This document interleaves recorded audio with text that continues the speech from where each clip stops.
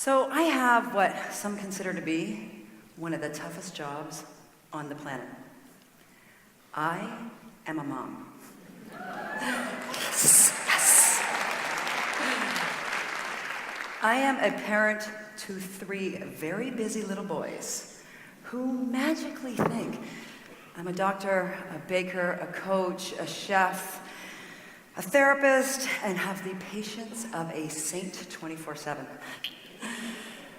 I truly do my best, and some days are definitely better than others, especially that part about having the patience of a saint. I want what most parents want for my kids. I want them to have a happy childhood. I want them to be free to play, build friendships, grow to be kind, compassionate, happy adults. But there seems to be one small challenge. The World Happiness Report states, at any one time, over 220 million children and 1 billion adults suffer from anxiety, depression, and conduct disorders. Not exactly a pretty picture of happy people on a happy planet, now is it? Unfortunately, as adults, whether you're a parent or not, this is what our children are learning from us. They see how busy we are every day. They feel our stress, and they watch us struggle to find our own happiness. So how do we go from anxiety and depression to happy? Some good news. The World Happiness Report also states the best predictor of whether a child becomes a satisfied adult is through their emotional health in childhood. So if I have this right, it should be easy. Happy children, happy adults, happy planet, yes?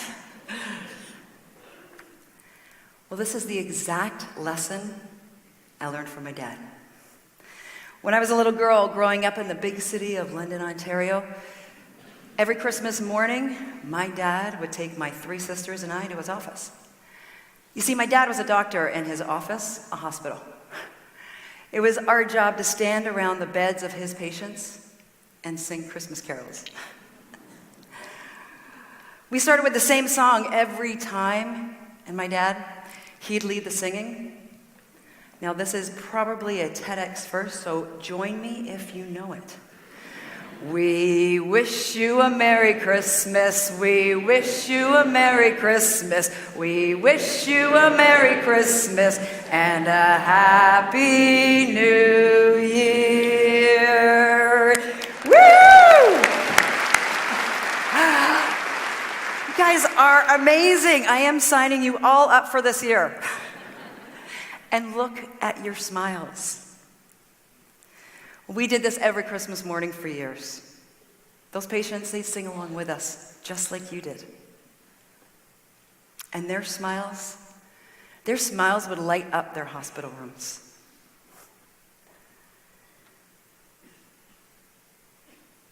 This is what I learned from our singing. Giving back to those patients, it made them happy. And it made me happy. Now, we've all heard that giving makes you happy and it's better to give than receive. But have you actually thought of why? Well, researchers from all over the world have been studying the science and psychology of giving. They've discovered that our brains and our bodies are actually hardwired for giving. When we give, our endorphins kick in, giving us this natural high feeling. They've actually called it the helper's high. Our oxytocin levels rise. This would be our love hormone. And for those of you that have been looking for the fountain of youth, it's our body's natural anti-aging remedy. And that feeling I got when I volunteered with my dad, that's serotonin, our body's happy transmitter. But here's the icing on the cake. Our cortisol levels drop. This is our stress hormone. Giving reduces anxiety and stress, and it makes us happy. Now, what if I told you you could be happy every day? And it's simple. In fact, it's so simple, a 3-year-old can do it. Well, on my first son, Nick's 3rd birthday, I decided I was going to teach him how he could be happy every day. I was going to teach Nick to give. I introduced the idea over birthday cake and ice cream. Nick, we are going to start this super fun family project together. We are going to give back to the world every day for 1 year. Now I waited to see the excitement on his face, that excitement that I was feeling. And instead, he says, "Mommy, how many days are in here?" Oh yeah, not exactly the response I was looking for. But Nick was just 3. I had to approach this daily giving idea a little differently. This time I got out some craft paper and a big box of crayons, and I started again. Nick, we're going to do one thing to be kind, helpful, giving to a person, an animal, or the planet every day for 365 days. Now, when I shared this idea with friends and family, they thought I was being, shall we say, a little ambitious. I was going to give back to the world every day for 365 days with a 3-year-old. I agreed. It seemed like a lot. But not when you start small. Just one give, one day at a time. Nick and I started a list just to get us going. It had to be easy and close to home. Donate towels and blankets to our local animal shelter. Pick up garbage. Recycle. Give clothes to a favorite charity. And our list went on. Well, Nick quickly caught on, and now he was excited. He was actually so excited he wanted to start that day on his birthday. So, first stop down to the local animal shelter to donate towels and blankets. Well, when we walked into that shelter, you instantly got hit by this smell of somewhere between wet dog and disinfectant. We could hear dogs barking. I knew they were locked in cages. They were behind a closed door. Nick handed our towels and blankets over to the nice lady behind the desk. She gave us a big smile and she thanked us for our donation. Well, as we turned to leave, Nick noticed 2 big glass doors that led into a room filled with cats. He went up to that glass and he peered in. And then he turned to me and he said, "Mommy, can you see those cats sleeping on that red blanket back there? Will our blankets be for those cats?" He turned to the nice lady behind the desk and she said, "You bet." You could just see Nick's little brain going. He was making the connection that his daily give was going to help those cats. Nick learned that very first day, as he turned to me and he smiled and he said, "Awesome, Mom," that giving made him happy. Day 2, down at the beach for a little fun in the sun and a game. How much garbage could we pick up in 3 minutes or less? Because that was the attention span of my 3-year-old. Day 3, we took that garbage and we sorted it. At the ripe old age of 3, Nick learned to recycle. Well, daily giving quickly became a routine for Nick, just like kind of brushing his teeth. Well, actually, come to think of it, it would be easier to teach a 3-year-old to give every day than it is to brush their teeth every day. Yeah, for sure. Nick asked if we could share our daily giving adventures with our friends and family so they could follow along. So that very first day, I started a blog, and I called it 365 Give. Now, just so you know, I am not a writer or some social media guru. So you can imagine how surprised I was when people started reading the blog, other than my friends and family. They started reading and engaging from all over the world. They'd send me emails and leave comments with their daily giving stories because they were inspired by Nick. Actually, I was so excited I'm going to share just a few with you today. So Henry from London, England wrote, "I walk past the same homeless man every day on my way to work. Today, I brought him breakfast. He was so grateful I stopped. It's going to be my daily give every day from now on." Awoni from Lira, Uganda.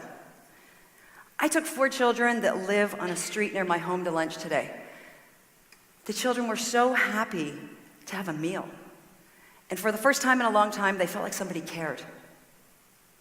and Amy from Australia.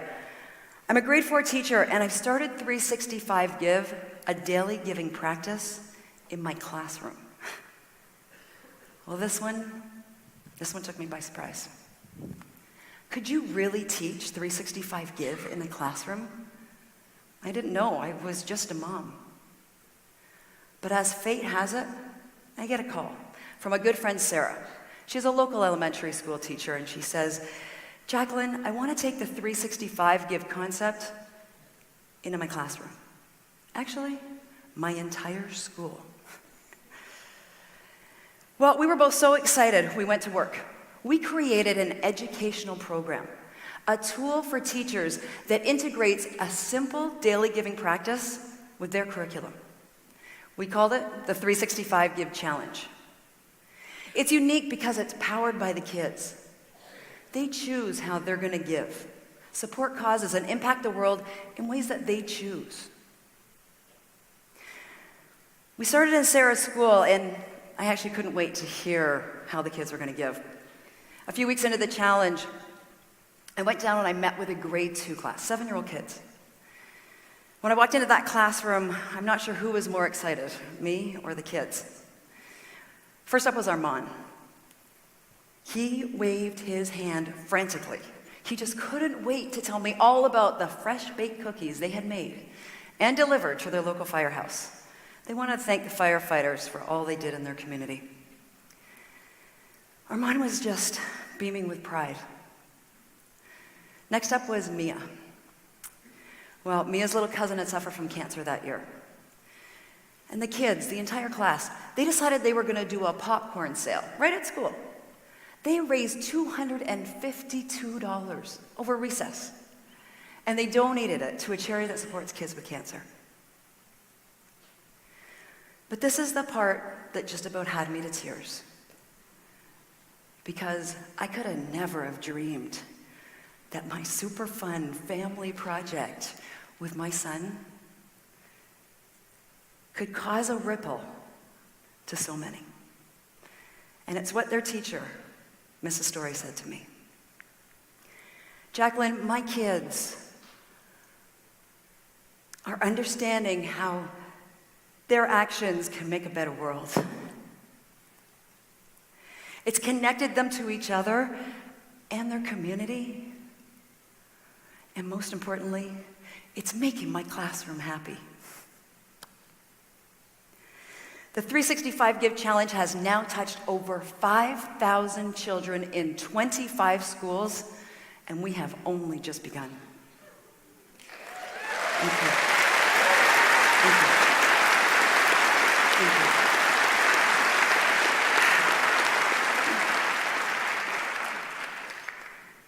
The kids are sharing their daily giving stories with other kids, and it's creating a ripple into their families, their communities, and around the world. The challenge was created for kids, but it's actually for all of us. It doesn't matter where you live, what you do, or how old you are. Just imagine if we all did it. It started with just one child giving every day. That's 365 daily gives. We shared, and it's rippled to right here with all of you. Now let's take everybody in this room. Over 2,000 people times 365 daily gives. That is over 700,000 daily gives. It's no longer just one child giving every day, but each and every one of us creating a better world, a happier world. And it's so simple, a 3-year-old can do it. It's a daily habit, just like brushing your teeth. Start your list today. Take a look at your life, your world, your family, your day. Do what works for you. Donate, volunteer. Help a neighbor, be kind to a stranger. This is how we're going to go from anxiety and depression to happy. Together, We can all start small, and we can make the world a better world. A happier world, one give, one day at a time.